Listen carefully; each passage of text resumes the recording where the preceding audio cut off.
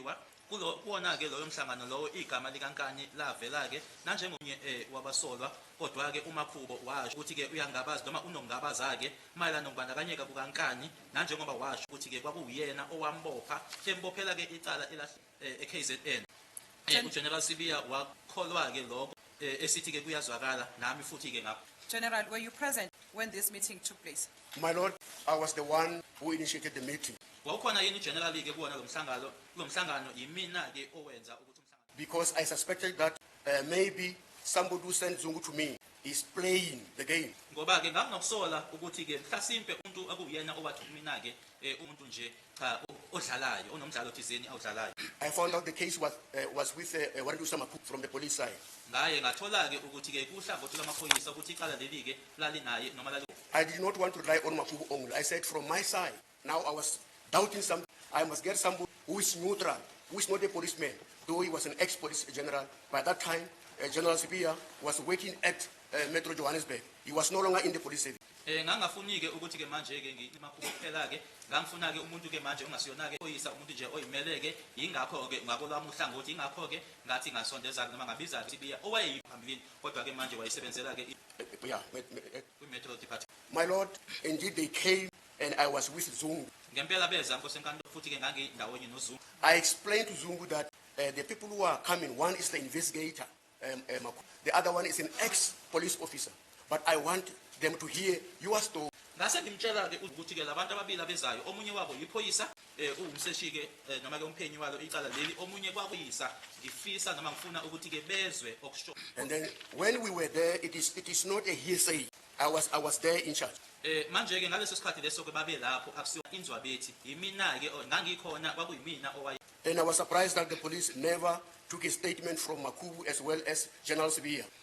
Kuya mangaza ke ukuthi ke amaphoyisa awakaze athathe istatement kuyena ubukanye naye uSibiya so that the court can get a proper information. ukuze ke inkantolo. And when we were there, my Lord, Ngesikhathi esasile I said Sibiya and I don't want to say anything.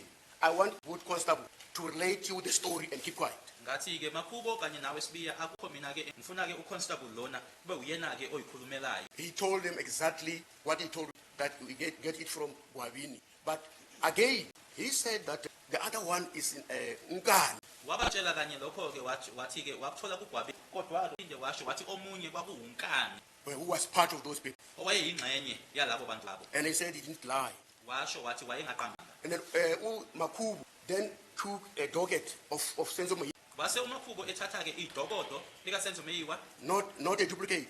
engasilona ke He showed him the face of Mukani, wamkhombisa ke ubuso bakhe uNkani proved that he knows him, and he was in prison by that time. And then he said, this man cannot be the one because he was in prison. ukuthi ke uyabazi ke noma ke uyamazi ukuthi ke le ndoda lena ke akwazi ukuthi ke ngaba yiyona ngoba le ndoda lena ke yayisejele. That frustrated Constable. Lokho ke akuzange ke kumhlalile kumphathe kahle. And General Sibiya, uGeneral Sibiya by that time he was ex-general, remember he was working at them. He said, what Constable is saying about it, it is making sense.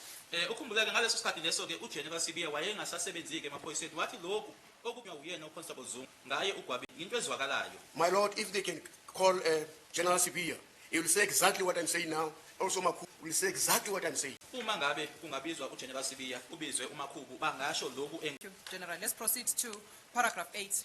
I personally requested the presence of the General Sibiya for the purpose of having an objective view of what Constable Zungu was sharing. When Zungu met the General Sibiya, I asked him to narrate the story for him on his, of which he did. General Sibiya believed this to be making sense.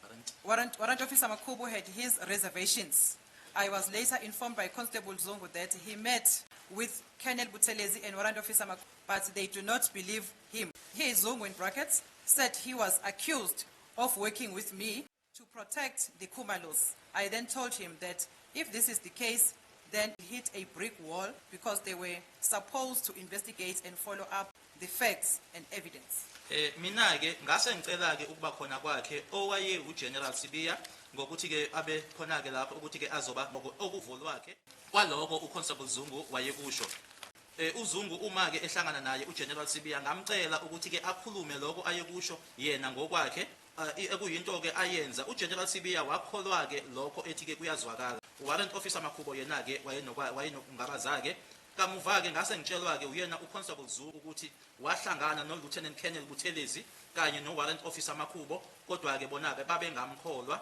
Yena Zungu washo-ke wayesolwa ukuthi-ke esebenza nami noma-ke esebenzisana nami ukuvikela abakwaKhumalo. Ngase ngimtshela-ke ukuthi uma ngabe lokho kukanjalo, lokho ukuthi-ke bazonqubuza noma bazoshayiseka-ke ebondweni ngoba kwakufanele ukuthi bona-ke baphenye balandeleke amaqiniso kanye nobufakazi. My Lord, to add on that one, when we were in that meeting, the last final word from me was that Constable Zungu, from this point, and I said that to everyone, Advocate Baloyi as well as also Keninda. I said, from this point, you are going to work with me. Because by that time, the name of Keninda was not in the picture. Ukusuka lana ila engathi naloko ngakuyena-ke ngaleso sikhathi ukusukela la kuyaphambili uzosebenza-ke. By that time, Keninda. Ngaleso sikhathi leso-ke igaba likaKeninda lale. My Lord, after some days, he came back to me and said, hey, General Lishaban, I've got a problem. Emuva kwamalanga-ke wasebuyela kumina-ke eGeneral Lishaban nenkinga. He said, as you said, I must work with Makhubo, but Makhubo called me with Buthelezi. Wathi-ke nanjengoba uthe angisebenze noMakhubo, uMakhubo kanye naye-ke lezi baxhumana nami. By that time, I was told Colonel Buthelezi was also part of the team. Ngaleso sikhathi leso ngatshelwa-ke ukuthi-ke uKheneli lezi naye wayeyingxenye yethimba. He said, I'm surprised. They are saying me as Constable Zungu. Uthi-ke kwangishaqisa-ke ukuthi ngoba bathi mina Constable Zungu I'm cooking this case with you, General Lishaban. ukuthi-ke siyapheka-ke leli cala ngihlangene nawe General Lishabane. I made sure I understand Zungu. I said, Zungu, remember we were with Makhubo. Ngayenza-ke isiqinisekiso sokuthi ngimzwa kahle uZungu ngoba ngathi-ke khumbuleke ukuthi uMakhubo besindawonye naye. And Buthelezi was not there. uButhelezi wayengekho. But he said, yes, they are saying me, Constable Zungu, and you, General Lishaban. We are cooking the case. Kodwa-ke yebo bathi mina Constable ndawonye nawe General Lishabane ukuthi icala leli siyalipheka. Remember that it was the group who said the firearm coming from the shot coming from the house, no other person from outside. Khumbuleke ukuthi lelo-ke labo-ke yilabo bona ababekholwa ukuthi-ke ukuthi ukuqhuma kwesibhamu kwakubuya kulabo ababengaphakathi endlini, hhayi kumuntu owayebuya noma-ke qhamuka ngaphandle. And my Lord, I was surprised because of already I supplied the information to National Sitona. But now, these people were also working under them. Now, when I was still thinking about this, I said, I will try some means, Zungu, I will try some means to get the National Commissioner again. But if they are saying that no one entered the house, only those who were in the house are responsible, then I said they will hit the wall.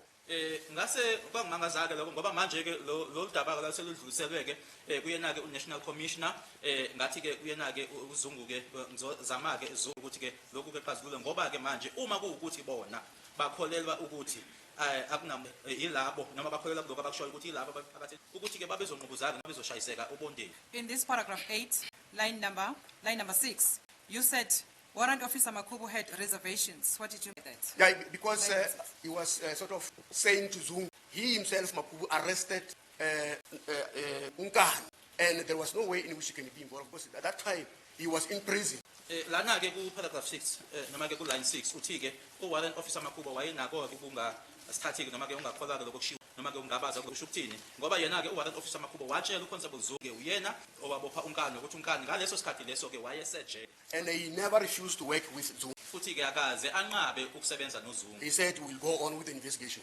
Washo wathi sizoqhubeka nophenyo. And I was happy. Lokho-ke kwangijabulisa. General. Paragraph 9, later in the year, I received a phone call from Adia who requested me to arrange a meeting with Constable Zungu on the Senzo case. I freely and openly assisted Brigadier Keninda to coordinate the meeting. I do know that the meeting took place and investigation carried on. I also advised Brigadier Keninda to look after Constable Zungu. I safely Zungu's safety and follow the investigations proper as I believe him. I also recall what Constable Zungu said. The details of what these suspects did came from Kwabini, who shared such with him.